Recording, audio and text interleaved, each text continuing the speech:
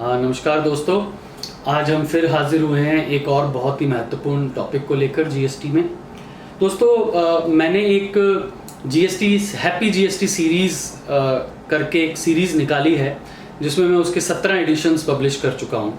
17वें addition में मैंने जो है एक स्पेसिफिक इशू कवर किया जिसमें जो जीएसटीएन से जो मेल आई है सभी टैक्स पेयर्स को जिनका भी टर्नओवर एग्रीगेट टर्नओवर 5 करोड़ से ऊपर है, उससे रिलेटेड हमने एक 8 सवाल बनाए, 8 क्वेश्चंस बनाए और उनके जवाब दिए।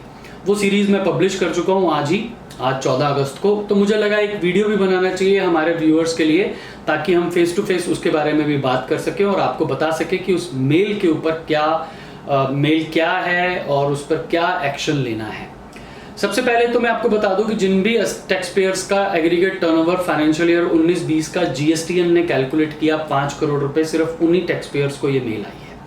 पहला सवाल ये तो एग्रीगेट टर्नओवर क्या होती है। एग्रीगेट टर्नओवर में सभी टैक्सेबल सप्लाईज जुड़ती हैं, एग्जेम्प्ट सप्लाईज जुड़ती हैं, आपकी एक्सपोर्ट सप्लाईज जुड़ती हैं। उसके अलावा जो भी डिस्टिंक्ट पर्सन्स के बीच में जो भी आप एक स्टेट से दूसरे स्टेट पे स्टॉक ट्रांसफर वगैरह करते हैं अंडर द सेम पैन और कंप्यूटेड ऑल इंडिया बेसिस पे होती है, वो सारी जुड़ती हैं। इसमें एक्सक्लूड किया जाता है टैक्स और cess, CGST, IGST, cess, SGST, ये जो भी टैक्स है ये आप सब एक्सक्लूड करते हैं एग्रीगेट टर्नओवर में।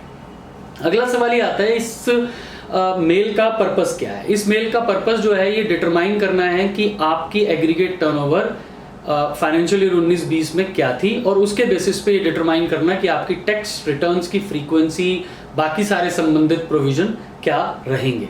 क्या ये मेल एक नोटिस है या मेयर कम्युनिकेशन है? मेरा जवाब ये है दोस्तों, क्योंकि ये मेल जीएसटीएन के द्वारा भेजी गई है, ना कि जीएसटी डिपार्टमेंट के द्वारा, ना ही इसके ऊपर कोई डीआईएन है, डॉक्यूमेंट आइडेंटिफिकेशन नंबर है। तो ये मेयरली एक डाटा कलेक्शन टूल है, डाटा माइनिंग टूल है मैं कहूँगा, और ये नोटिस नहीं है, मेयरली एक कम्युनिकेशन है और www.gst.gov.in से आई है। तो इस मेल को हम नोटिस नहीं कंसिडर करेंगे, कम्युनिकेशन कंसिडर करेंगे।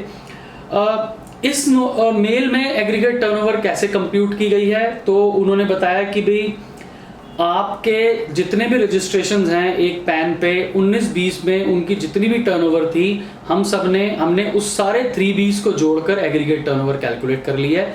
जिनके 3Bs फाइल नहीं हुए हैं तो हमने क्या किया है कि जिन 3Bs जो फाइल हुए हैं उनके बेसिस पे हमने जो 3Bs फाइल नहीं हुए हैं उनकी टर्नओवर अपने आप एक्स्ट्रापोलेट कर ली और एग्रीगेट टर्नओवर कर ली। मान लीजिए आपने 6 महीने का 3B फाइल किया, 6 महीने का नहीं किया, तो जिन 6 महीने के 3B आपने फाइल किए उनके बेसिस पे आपने एवरेज टर्नओवर निकाला और बाकी 6 महीने की टर्नओवर भी एज्यूम कर ली कि उतनी ही होगी और एग्रीगेट टर्नओवर आपकी डिटरमाइन कर ली।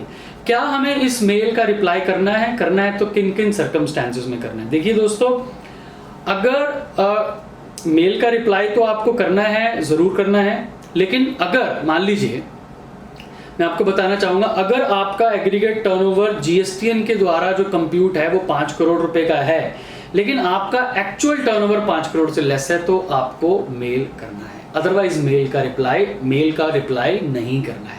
अगर आपकी टर्नओवर जीएसटीएन के द्वारा कंप्यूट टर्नओवर 5 करोड़ से अधिक है और आपकी एक्चुअल टर्नओवर 5 करोड़ से कम है तो आपको इस मेल का रिप्लाई करना है, अदरवाइज नहीं करना है। अब इसके पॉसिबल रीजंस क्या हो सकते हैं कि जीएसटीएन के द्वारा तो 5 करोड़ से अधिक कंप्यूट की जा रही है आपकी फाइनेंशियल ईयर 19-20 की टर्नओवर और आपकी एक्चुअल टर्नओवर कम है। इसका पहला कारण तो ये हो सकता है कि जो 3B आपने फाइल नहीं किए और जिनको टर्नओवर इन्होंने एवरेज पर ले लिया उन 3Bs में हो सकता है आपकी टर्नओवर एक्चुअली कम हो या ना हो और जिसके बेसिस पे आपकी टर्नओवर 5 करोड़ से एक्सीड ना करे।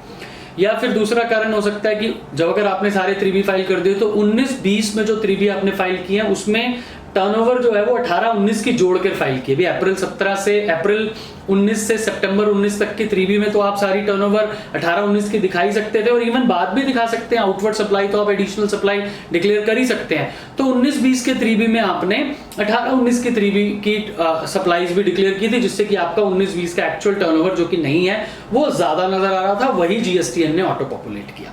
उसका कारण एक और हो सकता है कि आपका 19-20 का जो है वो इनकरेक्ट टर्नओवर डिक्लेयर हुआ हो और उसको आपने 20-21 में करेक्ट करना हो या एनुअल रिटर्न में करेक्ट करना हो। तो इन कारणों की वजह से ये हो सकता है कि आपका टर्नओवर कम हो और जीएसटीएन ने कंप्यूट किया 5 करोड़ से अधिक और आपका 5 करोड़ से कम है।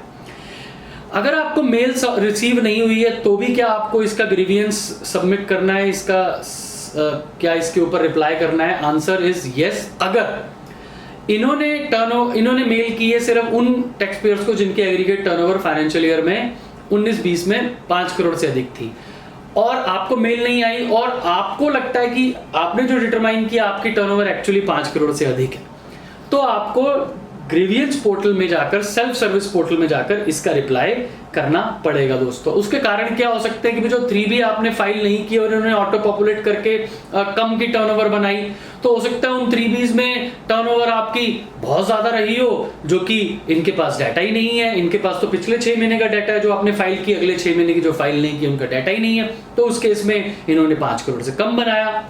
या फिर उल्टा कर दीजिए, जो पिछले वाले सवाल में हमने लिया था कि भाई आपका फाइनेंशियल ईयर 18-19 का जो डाटा है वो 19-20 में रिपोर्ट हुआ, अब 18-19 का हमने 19-20 में लेस रिपोर्ट कर दिया, मतलब 18-19 का जो रिपोर्टिंग थी, रिड्यूस करनी थी सप्लाई, वो हमने 19-20 में रिड्यूस कर दी, लेकिन हमारी एक्चुअल सप्लाई 19-20 की तो ज्यादा थी, तो वो ऑटो कंप्यूट ही नहीं हुई जीएसटीएन के द्वारा। या फिर आपने 19-20 की सप्लाई इनकरेक्ट डिक्लेयर कर दी, कम डिक्लेयर कर दी, जो कि आपने 20-21 की सप्लाई में से डिक्लेयर करनी थी, 3Bs में डिक्लेयर करनी थी और या एनुअल रिटर्न में ठीक करनी थी। तो आप, अगर आपको नहीं भी मेल आई है और आपका 5 करोड़ से अधिक सप्लाईज हैं, फाइनेंशियल ईयर एग्रीगेट टर्नओवर है आपकी फाइनेंशियल ईयर 19-20 में, तो आपको इसको सेल्फ सर्विस पोर्टल पे जाकर ग्रीवियंस रेज करके इसका रिप्लाई करना चाहिए। रिप्लाई कहाँ करना चाहिए मैंने आपको बता दिया, ग्रीवियंस रेज करके सेल्फ सर्विस पोर्टल पे रिप्लाई करें और 500 कैरेक्टर्स का ही रिप्लाई करें। और हाँ, साथ ही साथ ये भी ध्यान रखिएगा कि उसी मेल में एक फॉर्मेट दिया गया, उसी फॉर्मेट में आप रिप्लाई करें, नहीं तो दिक्कत हो जाएगी। ठीक है जी। उसके बाद आखिरी सवाल कि अगर आप रिप्लाई नहीं करते तो कॉन्सिक्वेंसेस क्या होंगे?